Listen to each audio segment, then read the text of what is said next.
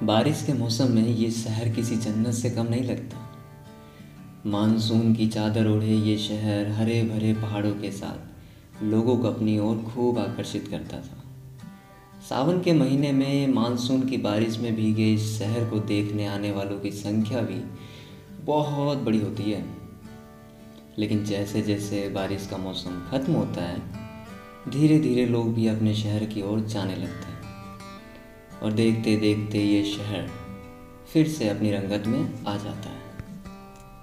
सुबह के करीब 7 बजे थे और स्टेशन पर रोज की तरह सफ़र करने वालों की संख्या बढ़ने लगी।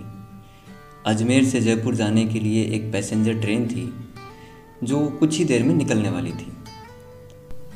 ट्रेन के चलने में भी 15 मिनट बाकी थे। राहुल अपने घर से स्टेशन के लिए आज फिर थोड़ा देरी से निकला। राहुल भी उन्हीं लोगों में से एक था जो सुबह जयपुर जाता और रात वाली गाड़ी से वापस अजमेर आ जाता था। राहुल का घर अजमेर में था, पर उसकी ड्यूटी, उसका ऑफिस जयपुर में था।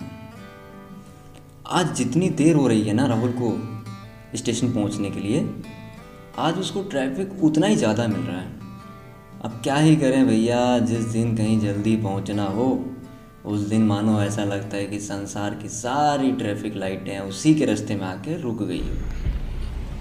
अरे भैया रिक्शा तेज चलाओ ना, क्या कर रहे हो यार। भैया कितना तेज चलाएं, आज तो देख ही रहे हैं कितना ट्रैफिक मिल रहा है रास्ते पे। अरे भैया क्या यार, चलो ना जल्दी। आज तो मानो सारी कायनात जुट गई हो राहुल को स्टेशन लेट पहुंचाने के लिए। राहुल की हड़बड़ी अभी शांत भी नहीं हुई थी, तभी टैक्सी वाले ने अचानक से ब्रेक लगा दी। अरे भैया क्या कर रहे हो यार, मुझे पता है आपकी टैक्सी में ब्रेक हैं, लगा के दिखाने की क्या ज़रूरत थी यार, चलो ना लेट हो रहा है। अरे भैया एक सवारी है यार, हमने सोचा पूछ लें, अगर स्टेशन तक की होगी तो थोड़े पैसे और मिल जाएंगे हमको। बस इतना सुनते ही राहुल के सर पर खून सवार हो गया।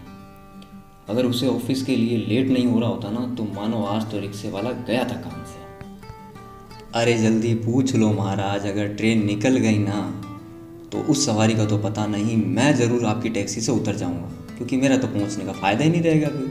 और याद रखना, हाँ मैं पैसे भी नहीं दूंगा उसके फिर। राहुल ऐसे बड़बड़ाता हुआ बस अपनी घड़ी देखने लगा, और वो अपनी घड़ी देखने में इतना खोया हुआ था कि उसे पता ही नहीं चला कि कब कोई सवारी उसके बगल में आकर बैठ गई। राहुल ने फिर एक बार वही लाइन बोलने के लिए जैसे ही अपना मुंह खोला, तभी पास की सवारी ने बोला, भैया क्या कर रहे हो, कछुए की स्पीड से चल रहे हो यार, ज़रा तेज चलो ना, ट्रेन निकल जाएगी यार, क्या कर रहे हो। राहुल ने मुड़कर देखा तो एक प्यारी सी लड़की चश्मा लगाए सलवार सूट में उसके पास बैठी हवा से बिखरे बालों को संवार रही थी। राहुल की नज़रें किसी ट्रैफिक लाइट की तरह उस लड़की पर आकर अटक सी गई। लो साहब, आ गया आपका स्टेशन। देखो ट्रेन निकलने में भी पूरे 3 मिनट बाकी पड़े हैं, जल्दी पहुंचा दिया ना। मन तो कर रहा था कि इसी बात पर उसके दांत तोड़ दूं, लेकिन अब जाने दो यार, फिलहाल ही इतना ज़्यादा ज़रूरी नहीं था। वो लड़की तो शायद राहुल से भी ज़्यादा जल्दी में थी। रिक्शे वाले ने अभी खुले पैसे निकाले ही थे कि वो लड़की उसे लेकर स्टेशन की ओर भागने लगी। राहुल ने अभी उसकी ओर एक नज़र ही घुमाई थी कि वो लड़की भीड़ में कहीं ओझल सी होने लगी। राहुल वहाँ से निकल ही रहा था कि उसकी नज़र पीछे वाली सीट पर गई तो देखा वहाँ लड़की का आईडी कार्ड छूट गया था। राहुल ने वो आईडी कार्ड उठाया और लड़की के पीछे पीछे भागने लगा, और भागते भागते कहने लगा, ओ हेलो, ओ मैडम, ओ अरे आपकी आईडी रह गई, ओ मैडम। अरे नाम क्या है यार उसका, उसकी आईडी, अच्छा हाँ रुचिका। ओ हेलो रुचिका मैम, ओ रुचिका जी, हेलो, अरे आपकी आईडी तो लेती जाओ। स्टेशन पर भीड़ इतनी ज़्यादा थी, कहाँ से मिलेगी लड़की भला। खैर राहुल लड़की को ढूंढ ही रहा था, इतने में ट्रेन का टाइम हो गया। राहुल जैसे तैसे भागता हुआ किसी भी डब्बे में चढ़ा और एक लंबी रात की सांस ली। उस लड़की की आईडी देने के चक्कर में तो आज की मेरी ट्रेन ही निकल जाती।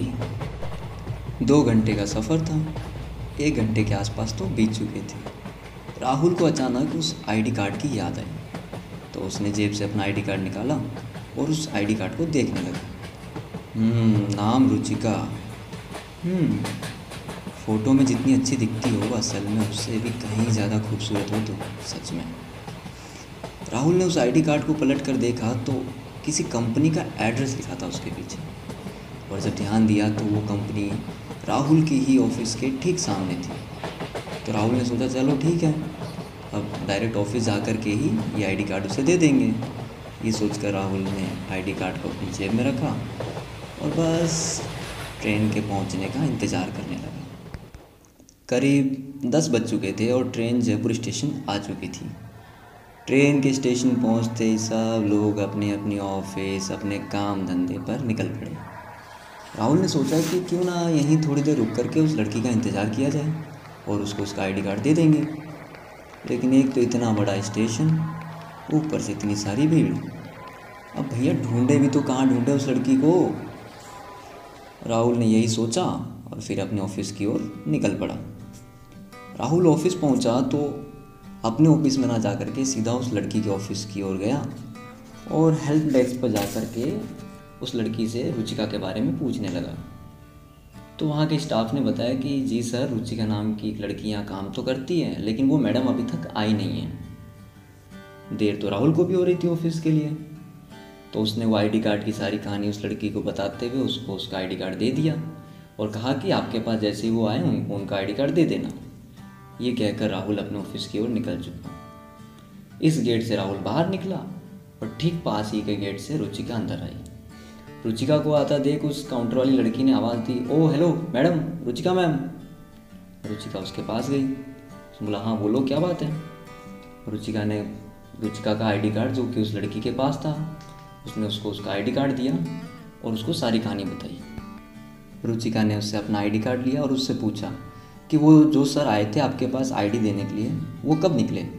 तो उस लड़की ने बताया कि मैम अभी जस्ट निकली हैं वो, अरे वो देखिए ना वो जा रहे सर, वो वाइट शर्ट ब्लैक जीन्स में जा रहे हैं शर्ट, वो रहे। तो रुचिका ने अपना आईडी कार्ड जल्दी से लिया और उस लड़के के पीछे भागने लगी। अरे हेलो सर, एक सेकंड रुकिए सर। अरे यार इनका नाम भी नहीं पता मेरे को। अरे सर आपसे बोल रही हूँ सर, हेलो सर प्लीज़ एक मिनट रुकिए सर। बस आज की कहानी में इतना ही।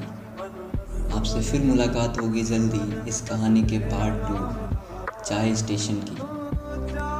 हमारे चैनल को सब्सक्राइब करके नोटिफिकेशन बेल आइकन को प्रेस कर लीजिए ताकि कहानी का अगला भाग अपलोड होते ही आपको नोटिफिकेशन मिल जाए।